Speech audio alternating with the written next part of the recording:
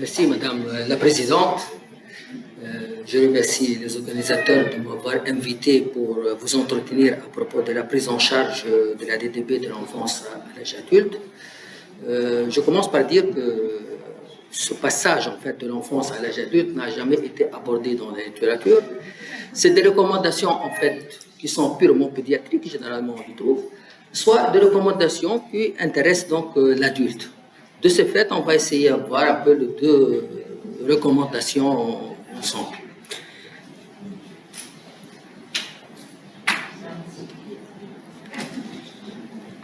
Alors, je commence par vous dire que la dilatation de branches, en fait, il y a quelques décennies, a été considérée comme une maladie orpheline, en fait. Le nombre de cas est en train de chuter, mais cette réalité, en fait, a été un peu inversée par cette étude donc, britannique qui a porté sur, en fait, des cas de DDB en Grande-Bretagne, en fait, le registre de Grande-Bretagne, de 2004 à 2013. Qu'est-ce qu'on a remarqué? On a remarqué, en fait, que l'incidence de la DDB, elle est en train de se multiplier par 1,7 chez l'homme et chez la femme, dans un délai de 9 ans. Donc, c'est une affection qui est en train d'augmenter. Deuxième point également, on a remarqué que des incidences quand même relativement élevées ont été enregistrées dans la population après 50 ans. C'est vrai que dans la population jeune, l'incidence n'est pas aussi élevée, mais dans la population âgée, des incidences quand même qui peuvent atteindre chez l'homme jusqu'à 150 et chez la femme qui dépassent le 100 pour 100 000 habitants. D'autre part, on a remarqué que ce n'est pas une affection si bénigne qu'on le croit.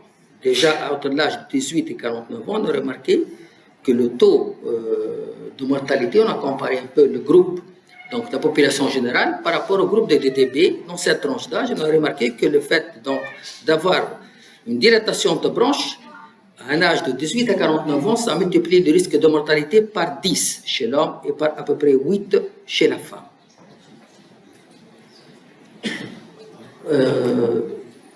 Sur le plan étiologique, les principales étiologies reportées sont particulièrement chez l'enfant ou chez l'adulte, c'est essentiellement les formes post-infectieuses et idiopathiques. Bien sûr, chez l'enfant, on voit d'autres, par exemple l'immunodéficience, la dyskinésie ciliaire également. Et chez l'adulte, on a remarqué quand même qu'il y a des étiologies émergentes, particulièrement la BPCO, l'asthme, l'aspergillose, bronchopulmonaire allergique, les conjonctivites également, c'est des étiologies qui prennent de plus en plus de la place. Probablement parce qu'on est en train de multiplier donc, les scanners thoraciques pour plusieurs raisons. L'étiologie, en fait, elle détermine parfois le pronostic. Si on voit, par exemple, déjà comment on classe les DDB, le DDB associés à la mucoviscidose et les DDB qui ne sont pas associés à la mucoviscidose. Ce qu'on a remarqué, que le DDB associé à la mucoviscidose est un pronostic totalement différent, donc une mortalité beaucoup plus élevée. D'autre part, chez l'adulte, on a remarqué que pour les TDB qui ne sont pas associés à la mucoviscidose, le fait d'être associé à la BPCO, c'est un pronostic aussi totalement différent et un mauvais pronostic. Alors, quand est-ce qu'il faut suspecter une dilatation de branche, que ce soit chez l'enfant ou chez l'adulte? Lorsqu'on a une toux chronique, particulièrement, qui date plus de 4 semaines, des bronchites bactériennes prolongées ou récurrentes, surtout chez l'enfant, donc ces manifestations, une augmentation de la purulence des expectorations qui sont purulentes et fréquentes. À ce moment-là, il faut demander un examen qui permet de confirmer le diagnostic, qui est la TDM thoracique. Alors, la tomodosautométrie thoracique, il y a un critère donc, important qui permet le diagnostic, c'est ce ratio. Ce ratio qui concerne le diamètre de la branche interne de la branche sur le diamètre de la terre adjacente. Ce diamètre, bien sûr, il varie avec l'âge, il augmente avec l'âge, mais pour retenir le diagnostic de DDB chez l'enfant, ce diamètre doit être supérieur à 0,8 chez l'enfant et chez l'adulte, on va jusqu'à 1,5, donc 1,5. Donc, on peut avoir plusieurs formes de DDB, par exemple, l'image typique là, Par exemple, en bagage chaton, on peut avoir des DDB kystiques, on peut avoir si on a des images, par exemple, comme ça, de coupe de branches, donc qui montrent un peu l'aspect typique, la sens de diminution des diamètres bronchiques, au fur et à mesure qu'on se déplace vers la périphérie. Donc, c'est des images typiques de dilatation de branches qui sont visualisées au scanner. Alors, est-ce que la DDB est réversible ou pas? Il y a des séries qui ont été rapportées de DDB réversibles dans la littérature, particulièrement chez l'enfant et surtout les post-infectieuses. Par exemple, là, un cas qui illustre bien, on a des dilatations de branches au sein des condensations. 3 mois après un traitement énergique, voilà la conséquence qu'il y a régression totale. Ici, ça se confirme même après 22 mois. Même chose également pour ce patient, et on a l'impression qu'il y a des DB là, dans cette condensation également. L'évolution, c'est la disparition totale, il persiste que ces petites atélectasies. Alors, le bilan de routine maintenant, qu'est-ce qu'il faut-il demander? C'est-à-dire qu'est-ce qui est récent dans le bilan de routine des DDB.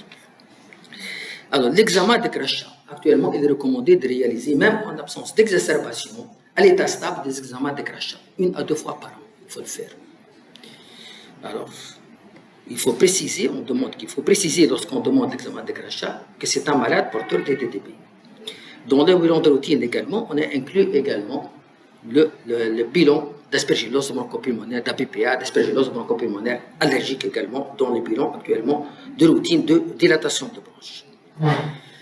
Alors, c'est une également affection où on a également, comme dans la BPCO, on a établi des scores, le scoreboard dans la BPCO. Également, dans la dilatation de branche, on a établi des scores pronostiques, en particulier l'index de sévérité de bronchectasie et le face de score. Et selon, bien sûr, le score obtenu, on peut classer le malade en maladie légère, maladie modérée ou maladie sévère, bien sûr, dans le dos. Alors, ces scores ont été validés par 3 principales cohortes dans la littérature. Ça démontre bien que lorsqu'on applique ce score, plus le score remonte, plus la mortalité, bien sûr, augmente, et plus l'hospitalisation augmente. La même chose pour le deuxième, la même chose pour la troisième cohorte, et également les exacerbations. Plus, bien sûr, le score monte, plus l'exacerbation, on a plus d'exacerbations. Également pour les 3 cohortes, c'est des scores donc, qui sont validés particulièrement l'index de sévérité de bronchectasie, BSI. Et dans une nouvelle cohorte, on a également validé le 2, le face de score et l'index de sévérité de bronchectasie. La mortalité dans le 2, elle est associée à la sévérité de ces 2 scores.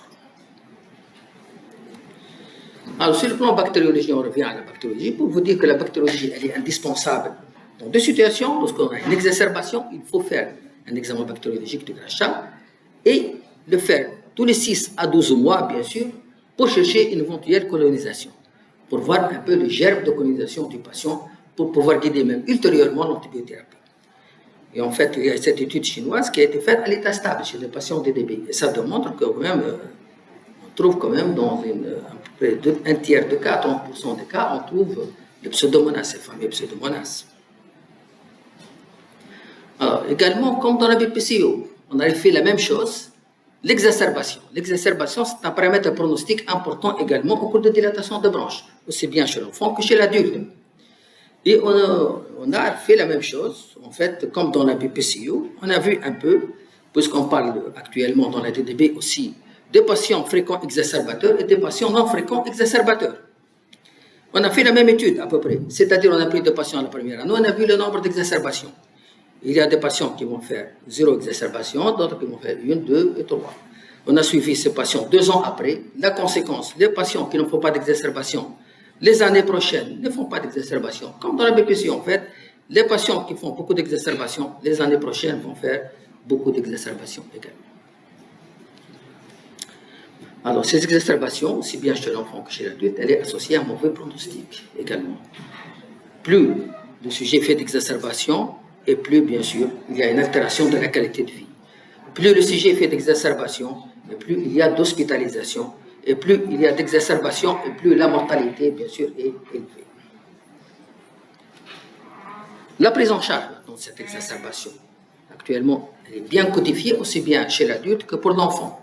Alors, pour l'adulte, la prise en charge, si l'adulte est mis sous antibiothérapie prophylactique, il faut l'arrêter. L'antibiothérapie Inhalée, non, il faut la garder. Deuxième point, la décision d'initier le traitement, elle dépend, elle est guidée donc par la sévérité du tableau, c'est pour cela qu'on classe l'exacerbation en sévère, l'exacerbation non sévère. Et la culture, les anciennes cultures de crachat. Alors, pour des exacerbations, par exemple, non sévères, il faut faire, comme on a dit, le premier examen à demander, c'est l'examen de crachat. Il faut démarrer par la suite sans attendre une antibiothérapie empirique. Généralement, le mieux sera guidé par les anciennes cultures si on a. Sinon, on peut démarrer une antibiothérapie de première intention qui doit durer 14 jours, aussi bien chez l'adulte que chez l'enfant, on recommande la durée de 14 jours. De première intention qui va comporter l'amoxicilline, c'est première intention, ou en cas d'allergie ou autre, on peut démarrer également l'amoxicilline. Alors, si on a des anciennes colonisations par le pseudomonas, il faut démarrer la ciprofloxacine. Alors, maintenant, si la culture elle revient positive, on échange le traitement que s'il n'y a pas d'amélioration clinique. Il faut savoir que pour les formes sévères, ça se base généralement sur ce paramètre-là, la fréquence respiratoire, l'insuffisance respiratoire, etc. Le traitement, il est différent et ça se fait en intra-hospitalier, sur une antibiothérapie plus énergique. Alors, la prise en charge de l'exacerbation de l'enfant.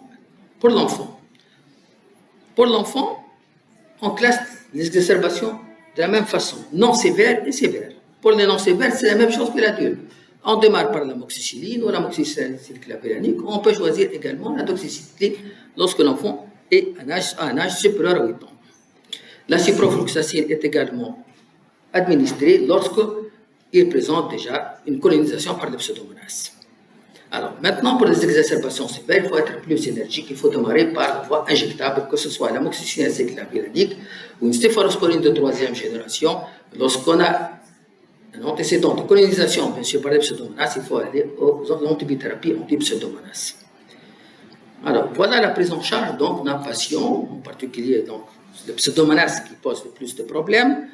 Voilà la prise en charge, que ce soit en milieu pédiatrique, par exemple, d'un enfant chez qui on a isolé la première fois, ou bien un nouveau isolement de pseudomonas. Tout d'abord, voir les circonstances. Dans quelle situation on a isolé?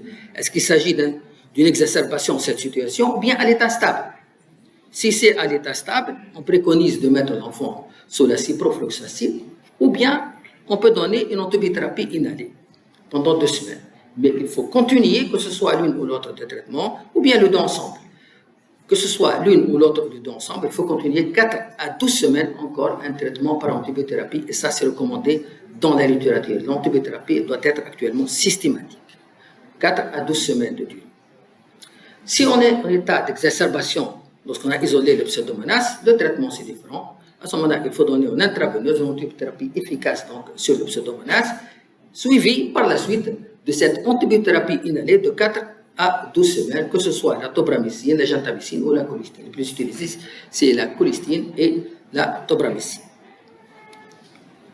Alors, pourquoi le pseudomonas a une telle importance? Parce qu'on a comparé tout simplement la population de DDP qui sont colonisés par le pseudomonas avec une population non colonisée par le pseudomonas. Alors, qu'est-ce qu'on a remarqué?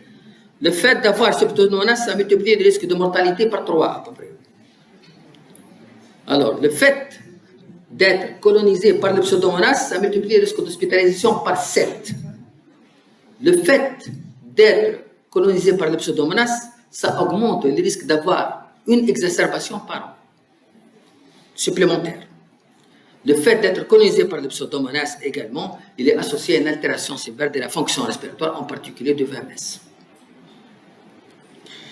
Alors, l'éradication, pourquoi on doit éradiquer, et particulièrement pourquoi ce pseudomonas, et pourquoi on doit donner particulièrement cette antibiothérapie inhalée. Qu'est-ce qu'elle a démontré de bénéfices de plus? Cette antibiothérapie inhalée, par exemple la tobramycine, par rapport au placebo, elle permet, si vous voulez, de retarder l'apparition d'une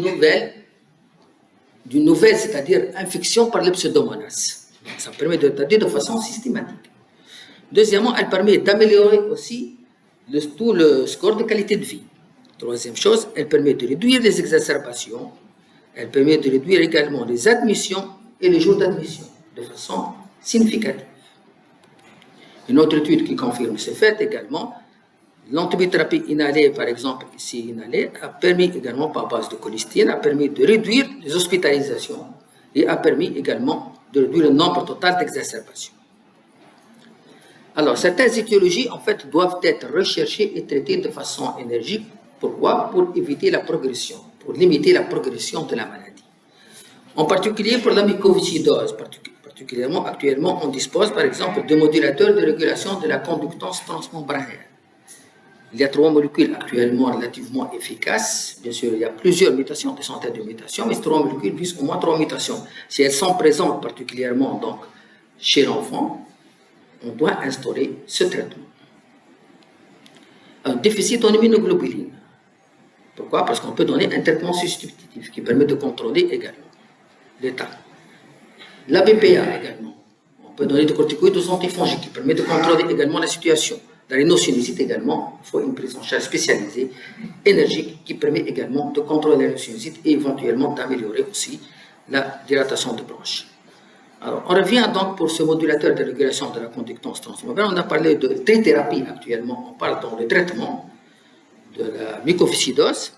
Et cette trithérapie, lorsqu'elle vise particulièrement les molécules de mutation de l'enfant ou de l'adulte, on a remarqué dans cette étude qui comporte donc 2 groupes, un groupe de 403 patients, un groupe de 200 traitements actifs et un groupe de 203 placebo, on a remarqué que ça donc améliore, si vous voulez, donc le pourcentage de VMS, ça améliore également la qualité de vie et aussi ça réduit les exacerbations nécessitant toutes les exacerbations nécessitant l'hospitalisation et les exacerbations nécessitant l'antibiothérapie en intraveineuse. Alors, pour le traitement de maintenance, la physiothérapie, elle est indiquée aussi bien chez l'enfant que chez l'adulte. C'est le traitement, c'est le pilier de traitement de dilatation de bronches. Tout patient doit être pris et aussi contrôlé par un physiothérapeute. Et surtout, le grand enfant et l'adolescent, c'est l'apprentissage des techniques des encombrements de voies aériennes. Plusieurs techniques actuellement, la physiothérapie s'est nettement améliorée au cours des dernières années. On parle de nouvelles techniques, particulièrement le drainage autogène et l'eltogène. C'est 2 techniques particulièrement qui permettent le drainage à partir de bronches distales vers les bronches proximales et d'évacuer les sécrétions, donc d'améliorer beaucoup plus donc, le drainage bronchique. Deuxième traitement, c'est le mucolytique qu'on préconise. Il doit être considéré en cas d'expectoration visqueuse difficile à évacuer. On préconise toujours, c'est la carbocystéine qui est le choix. Alors, il y a également le traitement par la solution saline hypertonique. Elle est administrée chez l'enfant et chez l'adulte s'il a des symptômes fréquents, particulièrement quotidiens, et surtout s'il s'agit de fréquents exacerbateurs.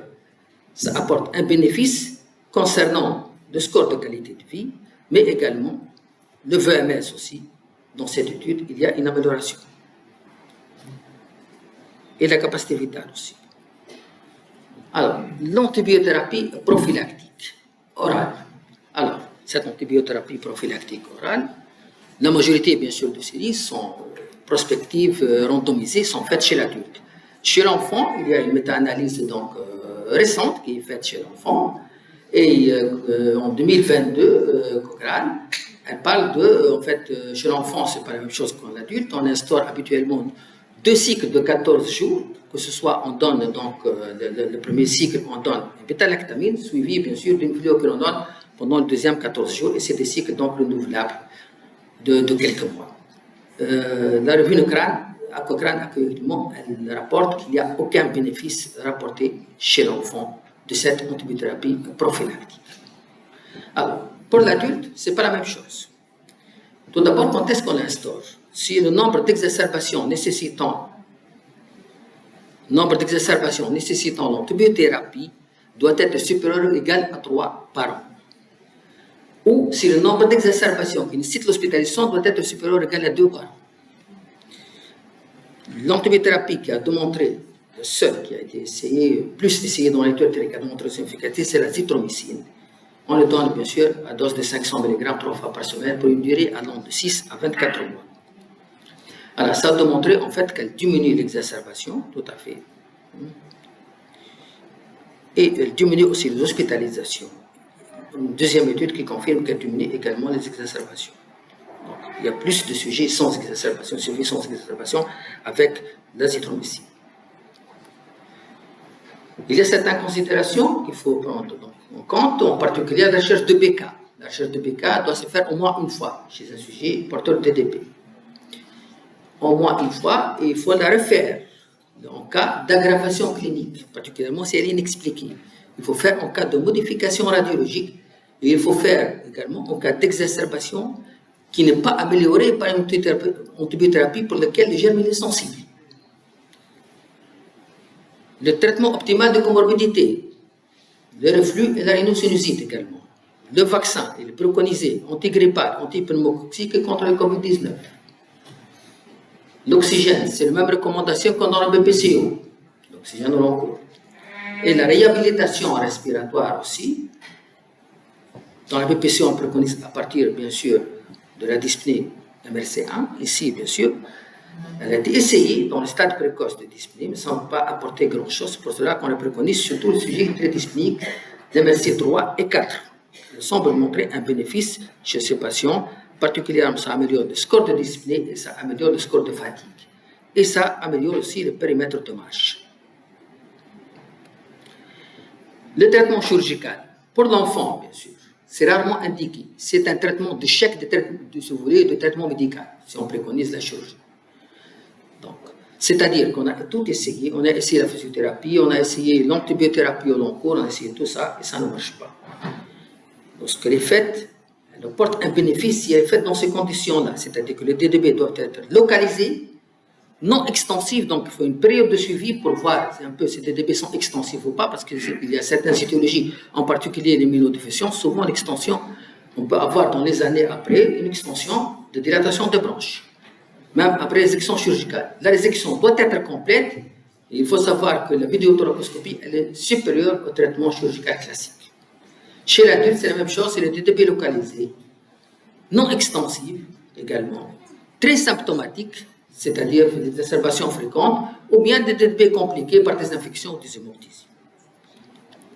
Alors, le sévrage tabagique il est très important également, parce qu'il permet en fait, au moins, de ne pas aggraver le déclin de la fonction respiratoire. Bien sûr, les fumeurs aggravent plus la fonction respiratoire que les non-fumeurs. Alors, il y a cette molécule, en fait, c'est un inhibiteur de protéase. On sait bien que les protéases ils sont impliqués dans les dommages bronchiques, ils sont libérés par le PNL, ils sont impliqués dans les dommages bronchiques au cours des TDB, ils sont responsables, en fait, des dommages bronchiques au cours des TDB.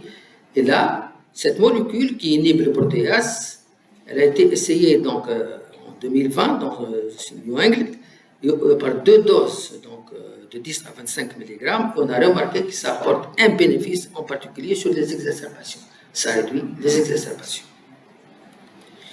En conclusion, donc, le diagnostic de DDB, si vous voulez, orienté par la clinique et confirmé, comme on a vu, donc, par la TDM. Il y a un impact donc, pronostic négatif qu'il faut savoir. D'une part, les exacerbations, il faut essayer de réduire au maximum les exacerbations. Deuxième chose, la colonisation par pseudomonas. Un impact négatif donc de ces 2 paramètres. Le traitement, c'est la kinésithérapie qui reste le pilier principal du traitement. En cas d'exacerbation, il faut donner l'antibiothérapie, bien sûr, pour ne pas aggraver la progression de la dilatation de branche. L'indication chirurgicale, elle doit être réservée, bien sûr, à des cas limites. Elle doit être limitée dans ces indications, comme donc c'est la dernière étape de la prise en charge. Il ne reste qu'une minorité de patients. Je vous remercie. Merci beaucoup, Dr. Levy, pour cette excellente présentation. Le Dr. Rai, micro, s'il vous plaît. Micro.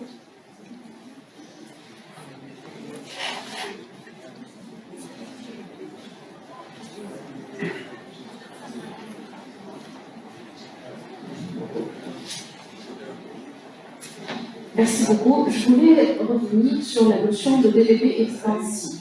On sait sur le plan pratique que, par exemple, les gens qui ont des maladies générales, une dyskinésie ciliaire, peuvent commencer par des DDB localisés.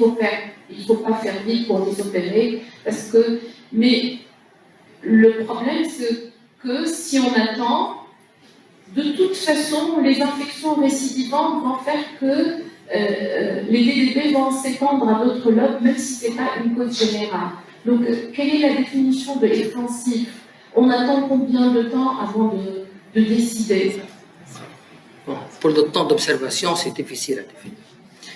Mais qu'est-ce que ça signifie le DDB extensif? Ça veut dire le DDB, on a actuellement un lobe atteint, dans 5 ans, dans 6 ans, il y a un autre lobe, dans 10 ans, probablement, il y aura d'autres lobes, c'est ça le DDB extensif. Toutes les pathologies, en fait, c'est-à-dire surtout qui sont responsables de DDB bilatéral, l'immunodéficience, la mucoviscidose, la dyskinésie ciliaire, peuvent donner de DDB extensif. On peut enlever maintenant, par exemple, un lobe atteint, on aura dans 5 ans un autre lobe. Pourtant, on a enlevé la cause. Si c'est ça, c'est la cause, on a enlevé. Mais c'est un terrain, en fait. C'est la maladie elle-même qui favorise l'extension. C'est-à-dire, ce n'est pas l'infection de ce lobe qui favorise l'extension. C'est la maladie elle-même. C'est pour cela, donc, on a jeté le traitement chirurgical, c'est le dernier recours. Vraiment, on a tout épuisé pour aller au traitement chirurgical. Voilà. Mais pour répondre à la question, quel est le délai qu'il faut attendre pour dire que ce n'est pas extensif, il n'y a pas de délai. On peut opérer maintenant, enlever ce lobe. Dans une quinzaine d'années, on peut avoir un autre lobe s'il a une maladie qui favorise.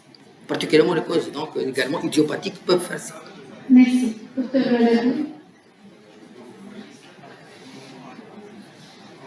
Ma question, donc, c'est par rapport à tout ce qui est alimentation et compléments alimentaires. Donc, en fait, moi, j'ai une patiente, actuellement elle a 19 ans, je suis depuis 6-7 ans, elle avait l'âge de 12-13 ans, dans le cadre de maladie de Cartagena. Elle est colonisée à Pio, Madame Hamza, elle la connaît très bien. Et pratiquement, elle faisait 2 à 3 exacerbations par an avec des hospitalisations. Ça fait 3 ans à peu près, elle est suivie par un phytothérapeute qui donne des compléments alimentaires, des préparations. Je ne sais pas exactement ce qu'il y a dedans. Donc, il y a un protocole pour l'été, un protocole pour l'hiver. Et maintenant, ça fait 3 ans, 0 hospitalisation. Donc, et la maman, elle dit, ma fille, elle va beaucoup mieux depuis qu'on a introduit ces compléments alimentaires. Donc, je ne sais pas, y a-t-il des recommandations, des choses objectives? Moi, ce que je dis, c'est peut-être assez subjectif, donc je ne sais pas, sur ce point-là, y a-t-il des choses beaucoup plus solides? Oui, tout à fait. C'est-à-dire, ce n'est pas le complément alimentaire, c'est plutôt un traitement diététique. En fait, il est recommandé lorsque vous avez une dilatation de bronche avec un BMI inférieur à 18,5 kg par mètre carré. Elle est recommandée dans ce cas-là, seul. Pour les autres, bien sûr, il n'y a pas de recommandation particulière, traitement diététique, sauf l'amaigrissement. Dans ce cas, ça permet d'apporter un bénéfice. Mais un changement total de dilatation de bronche par l'apport alimentaire, je pense qu'il n'y a pas de tout à fait. Ça permet d'améliorer réellement, de changer totalement le pronostic de la maladie, c'est l'évolution de la maladie, l'exacerbation, tout ça. C'est un peu difficile. Merci. J'ai 2 questions à poser. J'ai 2 questions à poser. La première, vraiment, me chagrine beaucoup. C'est-à-dire, est-ce qu'il existe une stratégie dans l'antibiothérapie des DDB pour empêcher la colonisation avec Pseudomonas? C'est vraiment quelque chose de primordial. Ça, c'est la première question. La deuxième question, je me demande quelle est la place, l'intérêt, ce que peut apporter la chirurgie quand on a des DDB qui n'arrivent pas à être guéris. À faire des DDB Qu'on n'arrive pas à guérir. C'est le dernier recours, je l'ai dit. Alors, je me demande quel est l'apport de la chirurgie dans ce cas-là. Je vais commencer par la deuxième pour vous dire l'apport de la chirurgie. La chirurgie, on a vu, soit localisée tout d'abord. Il ne faut pas aller à la chirurgie pour faire des DDB bilatérales, généralement. C'est DDB localisé avec l'échec du traitement médical. C'est ça l'indication du DDB. C'est l'échec du traitement médical, c'est-à-dire, qu'est-ce qu'elle apporte? Si on a des DDB localisés, on fait la chirurgie, il est possible qu'on peut attendre quelques années avant d'avoir l'apparition d'autres foyers, d'autres atteintes, c'est-à-dire d'autres lobes qui sont atteints. Comme il peut ne pas y avoir, c'est-à-dire c'est une en fait éventualité possible. Alors, l'autre question, est-ce qu'il y a un traitement qui permet tout simplement, une stratégie qui permet d'éviter le pseudomonas? Il n'y a pas de stratégie qui permet. Le DDB, généralement, plus la chronicité, plus c'est chronique, plus il y a ce risque existe d'infection par pseudomonas.